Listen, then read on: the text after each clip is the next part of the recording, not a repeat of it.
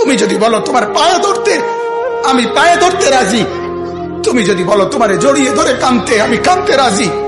তুমি বলো কেন আল্লাহর সাথে রাগ করলা, কেন আল্লাহর সাথে রাগ করলা, কেন আল্লাহর সাথে নারাজ হইলা, কেন সেজদা কপালে জুটলো না, কেন মালিকের সাথে সারাদিনের এত কিছুর বিনিময়ে আল্লাহ তাআলা একটা মিস কল দিলে, 2 সেকেন্ডের একটা মিস কল দিলে বন্ধু তুমি টের পাও তোমার মোবাইলে মিস কল আসছে। এত বড় মসজিদে 6টা মাইকের হরন দিয়া আল্লাহু আকবার বলে তোমারে ডাক দেয়, তোমার একটা বারও কানে লাগে না, বিবেকে লাগে না।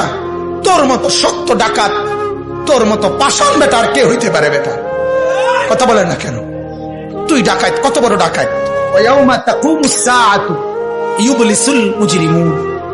আল্লাহ তাআলা বলেন যখন হাসরের মাঠ কায়েম হবে, হাসরের মাঠ যখন কায়েম হবে, নাফরমানরা, পাপীরা, সমস্ত অপরাধীরা হাসরের মাঠের দৃশ্য এক নজর চতুর্দিক দেখার পর, অবস্থাটা উপলব্ধি করার পরে ইউবলিসুল মুজরিমুন, আল্লাহ বলে সব পাপীরা একেবারে ভেবাচেকা, একেবারে এলোমেলো, অস্থির, পেরেশান হয়ে যায়।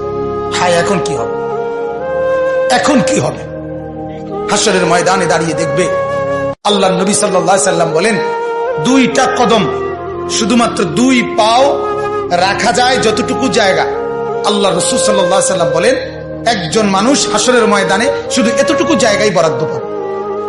এক সুতা ডানে বামে সামনে পিছনে 8 পিস করতে পারবে।